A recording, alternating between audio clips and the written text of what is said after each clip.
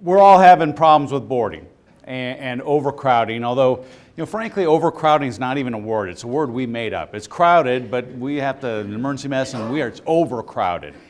So, and yes, there are patient safety, obviously there's the sense, but the dollars are what's going to speak to your hospital. And so I will be covering that, some of the data you can get on that. So what is a boarding definition? What is the definition of boarding? It's ACEP believes a boarded patient is defined as a patient who remains in the emergency department after the patient has been admitted to the facility but has not been transferred to an inpatient bed. So boarding in and of itself is not such a bad thing. I mean, you can't expect every patient to go up. But when does boarding become a problem? And ACEP and other organizations have really sort of struggled with this. Is it 1 hour? Is it 2 hours? And so ACEP, for the most part, has said at least anything over 2 hours is a problem. In the UK, United Kingdom, they actually have a 4-hour standard from the time you are seen to the time you get out, and you get money based on that, although frankly emergency physicians are really upset over in the UK because they're not making that incentive because it's, again, usually not their fault, which we're going to talk about. Boarding is not an emergency department issue for the most part. 98% is not an emergency department issue. It is a hospital issue, and you need to sell this to your hospital. I think one of the biggest successes that ACEP has had over the last 20 years is really trying to get hospital organizations and hospitals to understand that boarding is a system issue. And we're going to be talking about that. The primary cause of overcrowding. So overcrowding is when the demand exceeds your ability to take care of it. When demand exceeds your resources. That's what crowding or overcrowding is. And that's, again, the primary cause of that is boarding patients in your ED because why? They can't get a bed. And usually it's a critical care bed. I mean, just about everybody raised their hands in here that has boarding problem. And you come in the morning at 7 a.m. for your 7 a.m. shift, and out of your 40 beds, 28 are being held. Does that sound familiar? Or is it maybe more than that? I mean, I come in, there are 28 to 30 being held. That effectively means my ED is a 10-bed ED, which from 7 to 9 probably isn't a huge deal, a.m., but after 9, that gets to be a problem. And so we have to find solutions for this. And a lot of people have done some good work on this. I'm going to talk about the boarding issue, the financial, the patient safety, quality aspects of it, and we'll talk a little bit about some solutions, which I know this conference has been talking about for years. So here's a problem at your hospital. Basically 90% said strongly agree or agree. What percentage of the time? Only a small percent said 75% of the time or greater. Anything over 25% was about 50%, and then it was about 50% is less than 25% of the time. And what percent wait more than 4 hours? 1 to 10% is about 30. 11 to 25% is about another 30%, and you can see the figures there. And it's not just an urban condition, although it is worse at urban hospitals and teaching hospitals, partly because some of the inefficiencies that happen at teaching hospitals, and also most of the urban hospitals are teaching. But you even see this in rural hospitals. Over a third of rural hospitals have problems with boarding. Overall, all hospitals is about 50%. So it is a significant problem. And usually the larger EDs, the urban EDs, it's a significant issue. What's the cause of this? I mean, we've had increasing ED volumes over the last 3 decades, and whether that we're going to level out or go down, it's unclear. I mentioned that this morning. I know some of you said your volumes are going way up. I can just tell you some national databases are showing that probably ED visits are going down slightly. But we've also had a concomitant, as ED volumes have been going up, number of emergency departments in this country have gone down. So it's, it doesn't take a genius to figure out if you go up by 20% on business and your ED goes down, the number of EDs go down, the EDs are getting more crowded. Now, part of that's untrue in that what's happened to most EDs? How many of you have had an emergency department renovation to add beds in the last 10 years? Probably 60% in here. So we've been increasing the size of EDs, but it's still a major issue. The other big issue is the emergency department is the front door to the hospital. Again, 20 years ago, only about 35 to 40% of all admissions came through the ED. Now that number's over 65 to 70%. And by service line, medicine, pulmonary, cardiology, GI, neurology, it's over 70% for all those. Nephrology, 68%.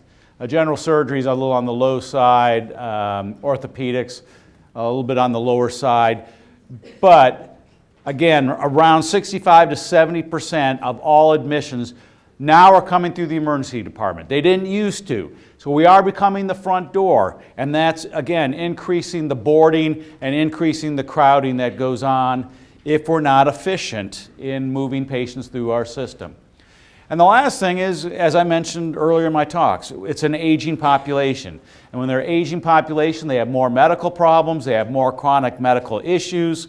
And you can just see since 2010, 65 and older going way up. 85 and older is projected by 2030 to start going way up. That's, me and some of you guys, hopefully. And it's an aging population, and they're going to be consuming more resources. And again, if we don't prepare for that, if we're not able to handle that influx and start building for that capacity, building special ways to take care of that population, it's going to inundate us. Well, this is a classic fishbone diagram. We love teaching our residents all about this. But patient with an extended wait time. And there's, a lack of information on system navigation, primary care access, ED efficiencies or inefficiencies, clinical accountability, measurement, overall system inefficiencies, system leadership, IT. There's a lot of causes. This is not an ED-only problem. This is a whole system-wide issue. Needs to be examined as a system-wide issue. Needs to be dealt with as a system-wide issue. And basically, we have no access. And we need to look at ways to improve throughput, improve access in our department. So in 2009 and 10, the IOM did all these reports on the emergency department, pediatric emergency medicine, emergency medical services, and basically said many EDs and trauma centers are overcrowded, emergency care is highly fragmented, emergency care systems ill-prepared to handle major disasters, and EMS and EDs are not well equipped to handle pediatric care. Now you can argue with some of that, but what it did is it got the message out that this is a real national issue. In fact, this was taken up, U.S. News and World Report, crisis in the ER. Sometimes it's good to have negative publicity because it focuses attention to the issue. And again, the issue is not the ED, it's the system. It's the access to our system. It's our uncoordinated healthcare system that are causing problems here. So, let's talk about the dollars. Boarding is causing your hospital and your group to lose money. All right? It is. And you need to understand these numbers that you can present. If you're not getting buy-in from your hospital administration, if they still view it as an ED problem, you need to take some of these numbers to them. And we'll talk even more. If you can transfer a patient out within 120 minutes, it was able to accommodate over 3,000 patients a year, an additional 3,000 patients, which would generate almost $4 million a year. This is from a study in 2007. Another study found if you could reduce waiting or boarding by 1 hour, you would capture over $3,000 in left without being seen charges per day, which results in, again, about $3.6 million in extra revenue. It's kind of interesting that both these studies had similar sort of numbers. It also, so you are losing patients. You are losing left without being seen. Now, people might say, who cares about those left without being seen? I mean, that's what they said in my hospital last year. Yeah, you know, that's just a customer service issue. And I said, it is not. You know, 43% of those patients have, you know, significant medical needs, and 11% are going to, up to 11% are going to get admitted in 48 hours. That is not just a customer service issue. That is a patient safety. That is a legal lawsuit. And in addition, you are losing revenue. You are losing left without being seen. You are not able to capture certain revenue. In addition, you are increasing hospital costs, because if patients stay in your emergency department, they board in your emergency department, what happens to their length of stay? It increases. And, you know, it's hard to sometimes explain that to administrators. They go, why can't your nurses, you know, handle those patients and take care of them like they would on the floor? Because they're emergency nurses, all right? And their job is to take care of emergencies. They're great nurses. I have nothing but respect for emergency medicine and nursing, but for them to try to do their critical care patients in the emergency department, the acute care, and then try to do daily care, it's not really efficient, and it's never been shown really to work very well. And hence, by increasing boarding, you increase length of stay. In this one study, it was by 11%, which increased hospital costs by $13.7 million. So again, boarding increases hospital costs for $13.7 million. They're not getting reimbursed for that. That's a loss. So, you have a question? David, when you mentioned the nurses, why are hospitals so willing to push ER nurses way over anything like a ratio if the floors are immune to that? How's that fit in? Because they feel they can do everything. It's a great point, and I'll talk about what we've done recently when our nursing, and this wasn't because the emergency department complained, by the way, it was because our surgeons complained. And surgeons are loved at hospitals because they make revenue for the hospital. And so the surgeons complained that their patients weren't getting the same cares up on the floor in the ED, admitted patients. So now we have a protocol where if they're going over 2 to 1, we're supposed to bring floor nurses down. That worked for a while, but now then what happens? Your nurses, after a while, I mean, they're already on triple, quadruple overtime, most of them, and they just don't want to take it anymore. They want to go home once in a while. And so it's still been an issue, but you're exactly right. They just feel, because it's a contained unit, it's not really seen by anybody, it becomes the ED problem. It takes a really enlightened hospital administration to do that. But again, $13.7 million in increased costs, $3 to $7 million in lost opportunity. That's $20 million. How many hospitals can just assume a $20 million hit to that's okay? I mean, that's not, most hospitals, there are some. I can tell you our hospital can't. What else? Boarding increases total hospital length of stay, which we talked about. In another study, it was estimated to be 6.8 million over 3 years. All right? It worsens access. Patients leave without being seen. It increases your walkouts. And again, for each patient that walked out in this one study, and this was a few years ago, it was about $204 in hospital revenue. So, I mean, if you're at 1%, that's great. We were at 1%, now we've crept up to 4% left without being seen. You know, that's over 4,000, 3,000, between 3,000 and 4,000 patients. You multiply that by 204, that's some significant revenue again. So, again, you need to make the dollars argument with a lot of hospital administrations. They understand this talk. So what about the sense? Well, boarding, overcrowding worsens patient outcomes, all right? Adverse outcomes, there was one study that looked at acute coronary syndrome patients and found there was a doubling of the adverse events or serious complications when there was overcrowding or boarding in your emergency department. Another study found that every 0.1% increase in patient-to-nurse ratio led to a 28% increase in adverse events. That's a fairly small, I mean, some of our nurses are doing, 6 to 1 sometimes. We're on the floor in the ICU, they're doing 2 to 1, and they're doing 6 to 1, all right?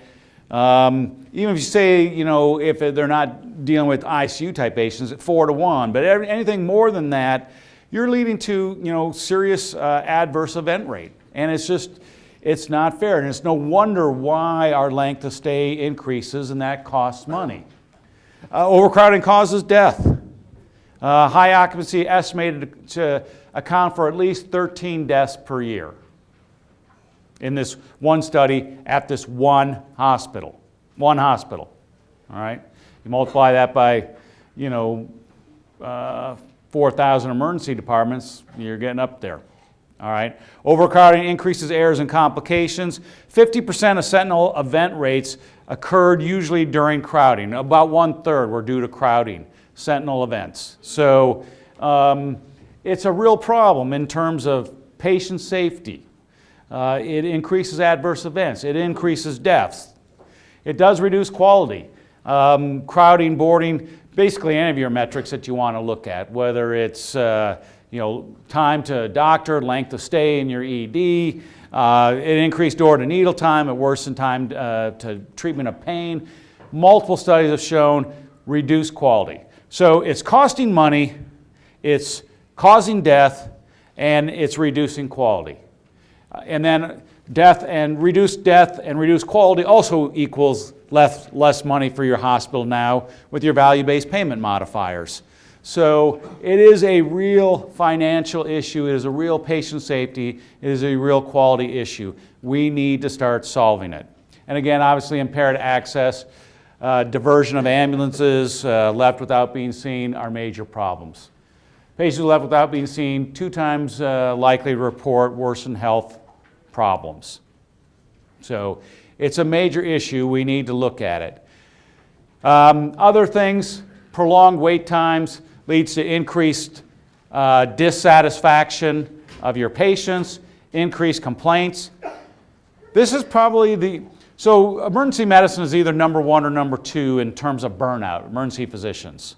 And you ask what the number 1 cause is, it's their work environment, all right? How many of you have, our nursing staff, I'd say in the last 3 years is almost completely turned over. I mean, we've got about 20% that are still there, 20, 25, but we've completely turned over. Am I way out of line? I see a lot of people shaking their heads too.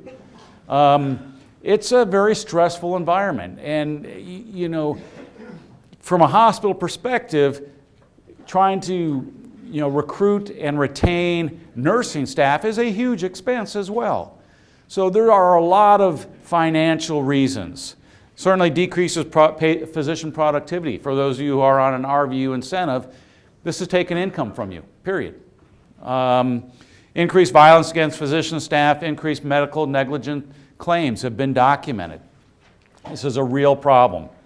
So what are some of the solutions to crowding? Well, here are some of the myths. It's an ED problem, right? It is definitely not. It's a backdoor problem, all right? Your front door is usually not the problem. I mean, if you're having a problem taking care of earaches and toothaches, then you got some other issues to deal with. I used to I can pick up a chart for a toothache and discharge it in 3 minutes, 30 seconds was my record.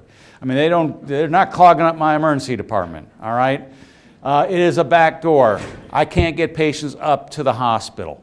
Uninsured are the problem. Is that a problem? There may be some problems in trying to get them follow-up, but Medicaid and S-CHIP patients use the ED twice as often, and second is actually newborns, so they use 4 times more than uninsured. Non-urgent frequent flyer patients are the problem. Well, again, highest utilization, nursing home, and then second, infants. So again, frequent flyers can be a problem. And I'm not saying you shouldn't manage frequent flyers. You can save a lot of money, but those aren't the people, again, clogging up your ED. Those guys are coming in for their, fourth chest pain this week. You're not admitting those. They are taking resources, but they're not really backing up your ED. How about build more beds? Is that the solution? Well, it may be in some cases, okay? But if you have an inefficient ED and an inefficient system and you just add beds, you're just creating a bigger inefficiency, all right?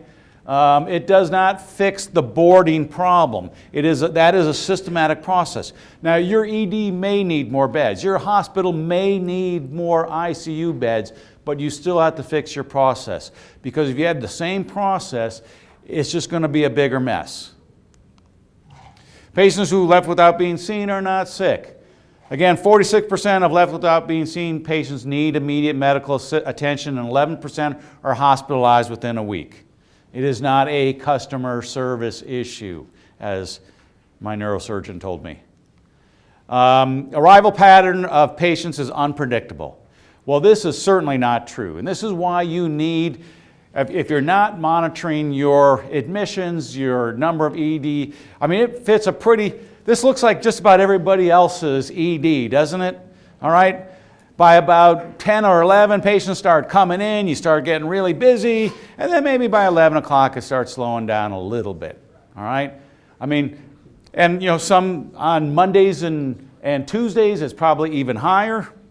Thursday it may be a little bit lower, but that's pretty much the pattern, all right? Now there's an occasional disaster that occurs or bad wreck or something, but this is, if you plot this over and over and over, you can predict it. Tom Mayer, I used to love going to his talks, and he'd come in at 7 a.m. in the morning, and he'd call the bed desk and say, I need an ICU bed. I said, okay, what's the patient? He goes, I don't know, but I know I'm going to need an ICU bed. And, that's one bed ahead. We need to look at the processes. So crowding solutions, there's a bunch. ED operational improvements, you're hearing about a lot of these here. Regional IT healthcare networks. This, I think, is going to become a bigger help to us. How many of us have seen that patient that got that MRI at 4 o'clock and now it's 6:30 and you have no access to that MRI? We still see that at a lot of these centers. We need to get access. Increased state subsidies for uncompensated care, possibly. Deferral of care has been used in some. You don't have an emergency today, copay, please. That will help get patients out.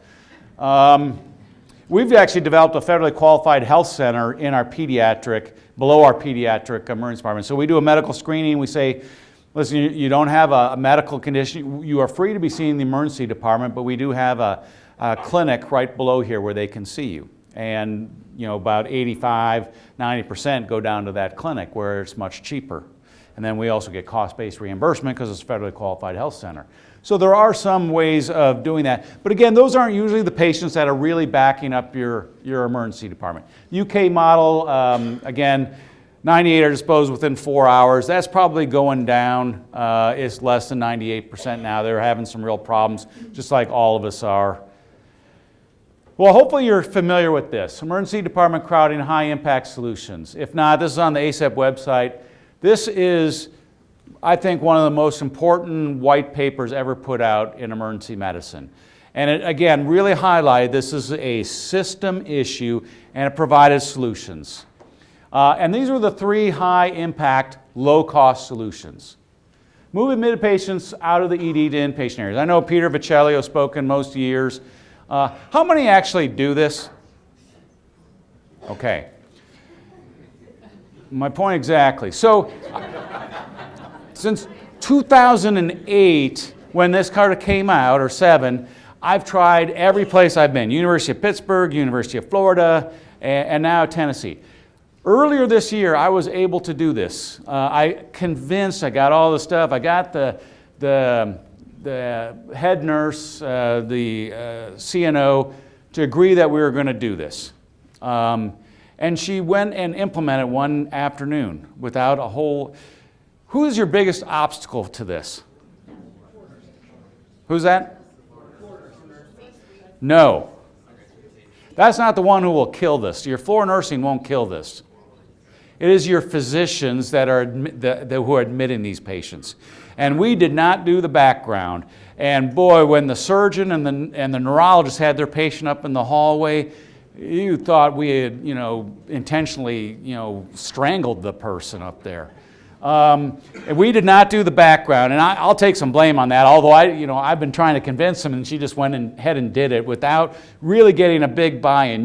Yes, you have to get floor nursing, but for floor nursing, this is an issue, but ultimately these don't stay out in the hallway that long. Peter Bocelli has shown that where they do that.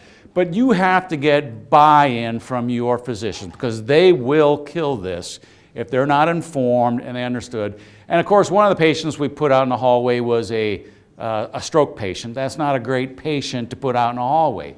I mean, you got to select patients. So we did it terribly, and I'm not sure I'll ever be able to do it again. But we'll continue to try. So then, it took me months of going to the surgeons and really explaining how we messed this up, even though it wasn't my doing.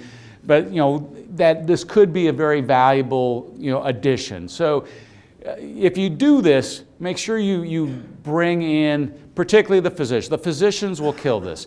You have to get over the administrative hurdle. That's the first hurdle. But the ones that, if they're not included, the physicians, obviously you have to get the floor nursing too, but your physicians will cause you problems. Discharge of inpatients before noon. This is why, it's amazing. You discharge a patient, a bed opens up. I don't know how that works. But, this is a big issue. And so ultimately, in my opinion, I think we're going to have to make hospitals more 24/7, 7 days a week. And we're going to have to be discharging them and getting them out sooner. And smoothing the elective surgery schedule is critically important. Elective surgery schedule, so Monday, Tuesday, and Wednesday are their big days. They don't want to operate on Friday because then they have to have a patient in on the weekend. They don't want that. So your busiest days are sort of starting Monday, but Tuesday, Wednesday get really busy because that's when they do all their surgery. So smoothing out the elective surgery schedule. We're even trying to look at maybe opening up the ORs at 3 in the morning for some of the outpatient surgery, like plastic surgery said, we'll do all of our carpal tunnels at 3, and my patients would be happy to come in at 3 in the morning and get home by 6 and not have to stay all day. So we're looking at solutions to that. Other solutions, beds, most of you are doing these. Bedside registration, limit triage, bedside registration, putting a PA or physician out in triage, using protocol order sets, most of us are doing that, observation units, fast track units, minimize silos within the emergency department. These are all ED-based. Hospital-wide actions, you need to get your hospital bought into this. Have an institutional awareness that ED boarding, it's not a customer service issue. It is a dollars, it is a patient safety, it is a quality issue. And hence, it's big dollars for your organization. 70% of admissions come through your ED. You need to educate people. You need to have a hospital-wide protocol. If you don't, when you've reached certain critical number of patients waiting or number of patients waiting for ICU beds, you have to have an institutional policy. Do most of you have an institutional policy? System-wide policy when you hit so many admissions? Well, you need to work with your institution to do that because they need to start, whether it's a code brown or whatever you want to call it, for you that's what it is. And you need system resources. So when that happens, we get administrators come down to the ED. It's all hands on deck, try to place patients. Cancel elective admissions. Cancel elective surgery when you're really overwhelmed. Discharge lounges. I've never been thrilled with discharge lounges, but some places they do work. Hire a bed czar, and we have that. An individual that's sole responsibility is to try to open up beds in the hospital. It is helpful. Generic admission set. We now have generic orders we write holding orders for our patients. Move toward a 24/7 operational culture. Address delays in moving patients admitted to the hospital by nursing reports. And then hospital inpatient services should be run by hospitalists. ICUs by intensivists. That's been shown to be the best. We still have teaching service, but most of our admissions are now by hospitalists. We're moving to totally closing our ICUs, and we think that will help. So there's a lot of, I know you have that. I went through that maybe a little bit quick, but it's all in your handouts. If you don't have your hospital fully on board yet with that boarding is their issue, you need to bring some of this data to them. There is a lot of money that's being lost or potentially being lost. There are deaths occurring, poor patient safety, poor quality, which again leads to decreased reimbursement. Use some of these solutions. We all know this is a huge problem, but because of the admissions are coming through our ED, we've got some power to help change that.